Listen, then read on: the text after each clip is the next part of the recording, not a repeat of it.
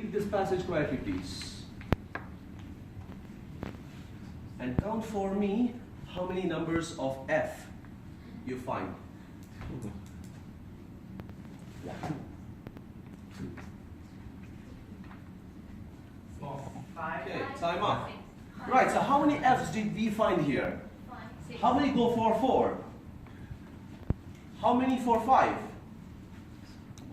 How many for 6?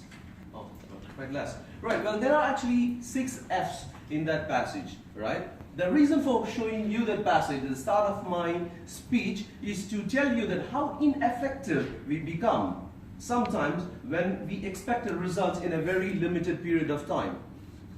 This happens to us when we do our table topic speaking or spontaneous speaking, right? So I hope you all agree with me that most of the conversation in our life we have are spontaneous speaking. I don't remember having a conversation with my wife saying that, well, let me prepare a planned speech and tell you what I'm going to have for dinner. It's not that she's going to take my suggestion, but I'm just saying, right? All right, so fellow Toastmasters and friends, right? Today we're going to talk about some skills where you can improve your spontaneous speaking, right? So we have some skills which we're going to look into today. Those are anxiety, focus, acceptability, listen, structure, right? And please be mindful, we have some activities as well today, so which will make it a bit interactive, right? So let's go on to the first one, anxiety, right? So how many of you agree with me today if I say that if I put anyone here in the spot for spontaneous speaking, you would get stressful, right? Right, because it is proven that 85% people get stressful when they were put in a spot, and the rest of the 15% are lying. Everyone, irrespective of planned speech or spontaneous speaking, everyone gets stressful, all right? So all we have to do is, I understand that when you're presenting a speech, you get butterflies in your tummy. I understand. All you got to do is don't try to overcome your anxiety. Try to manage it. How do we manage it? All you got to do is acknowledge it, all right? Because you got to understand this main point. Anxiety gives you power. It gives you boost. It gives you energy, which is really important to do something important, right? So try to manage your anxiety. Don't be panicked. Don't say, oh my God, I'm anxious, all right? Don't do that. It's completely normal. It's completely natural because you have 85% people watching by because they get stressful. They agree to it, right? All we have to do is just take a deep breath and say it, right? So just repeat after me. Yeah, everyone together. Just take a deep breath and say, I'm anxious. I'm nervous. And it's completely all right. See, now you feel better, isn't it? Right. So moving on, let's focus on important aspect, which is focus itself. So let's see, what am I talking about? When you are here to speak, right, or anywhere else to speak, don't think about the past, right? Because our brain is very tricky. Yeah. So what it tends to do is think of a past incident, a situation, a similar situation, how you overcame it. It actually tells you to copy it. Or maybe you think about the consequences, what would happen after you finish speaking. You would say, oh my God, I'm going to make a complete moron out of myself. No, don't think like that, right? Just live in the present moment, right? So when you are put in a spot where you need to speak spontaneously, your brain completely shuts off because you have never trained your brain actually to work on an unknown situation. Because brain actually helps you to do lots of stuff in a known situation. When it comes to an unknown situation, brain says, hey, I don't know who you are, right? That's how it happens, right? So you got to understand this final point.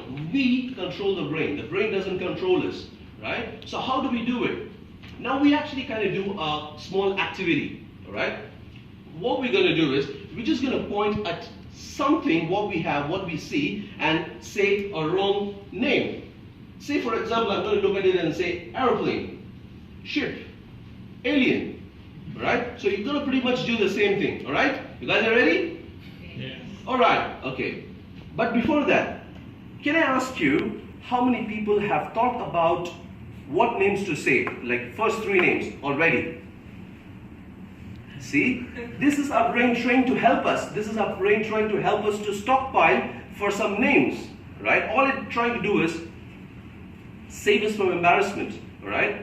So now all you got to command your brain is tell your brain, no stockpiling, alright? Try something all by yourself, okay? So can we do that? Okay, let's start. Together, shout. Everyone together. Just say it. Chair.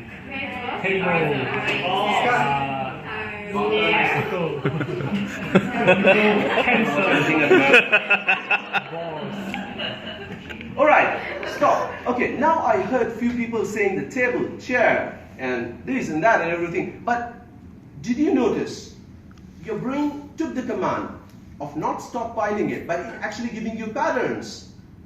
Patterns of the name of furniture, patterns of something with a name starts with A, right? So now you got to command your brain, tell the brain, no stockpiling, no patterns, right? Say it by yourself, just let it flow, right? Okay, we're going to try this one more time. No stockpiling, no patterns, all right? So let's do it again. Everyone together. I'm serious, yeah.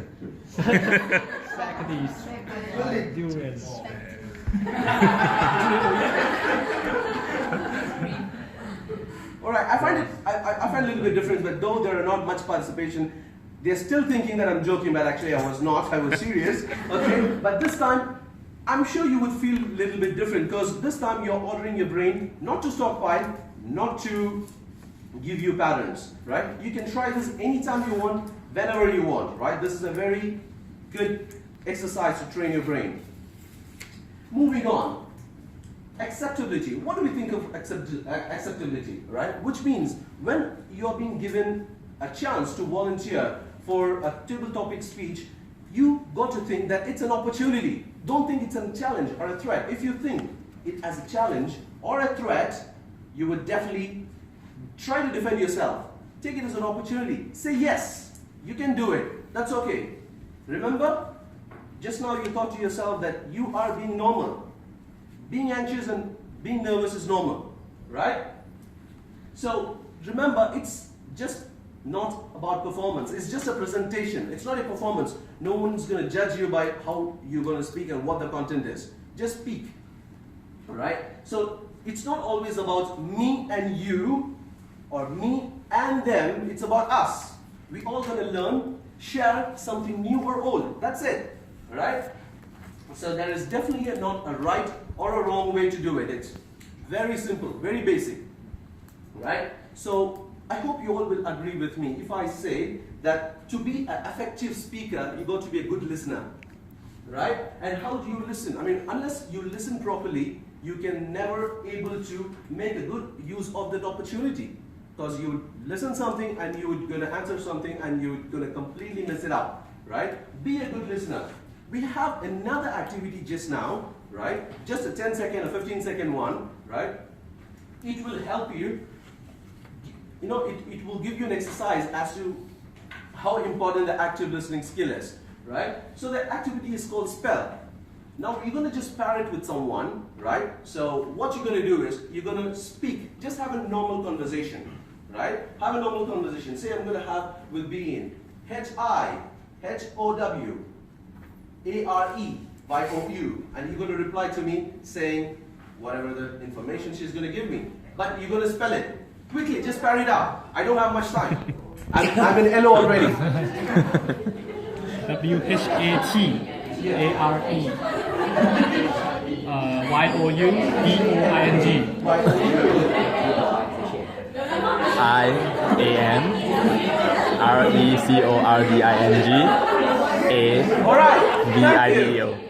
If you notice now, actually you are living in that moment because you are very actively listening, not judging what they're going to say on each and every single word. Alright? So this would, you can pretty much do the same thing as well as a part of an exercise. Right? Now let's go to the structure. As you know, a planned and spontaneous speech should always be structured. Only then you would excel in it. The effective method is problem, solution, and benefit. Think of a problem, think of a solution, and give a benefit. Or, as a layman, do a what, so what, now what method, which is you're going to speak about what is that, why is it important, what next, right? So this is about structure. I always say that being effective communication, it's all, I mean, we come to Toastmasters here to become an effective speaker, right? But however, we are not going to become an effective speaker unless and until we communicate, right? Just holding a membership of Toastmasters is not going to get you an effective speaker title, right? Or whatever you're trying to achieve. Now we learned how to acknowledge your anxiety, focus and live in the present moment, accept our opportunities, be an active listener, and present with a structure. Don't just think it's going to help you only in the Toastmasters meeting or whichever meeting which you're going to speak about. It's going to help you in your day-to-day life. It could help you in your introduction, toasts, feedback, question and answers, and many other things in your professional and personal life. And I hope that I have actually inspired you today, right, to talk by choice, not by chance, all right? With that, thank you so much, and back to you, Madam Toastmaster.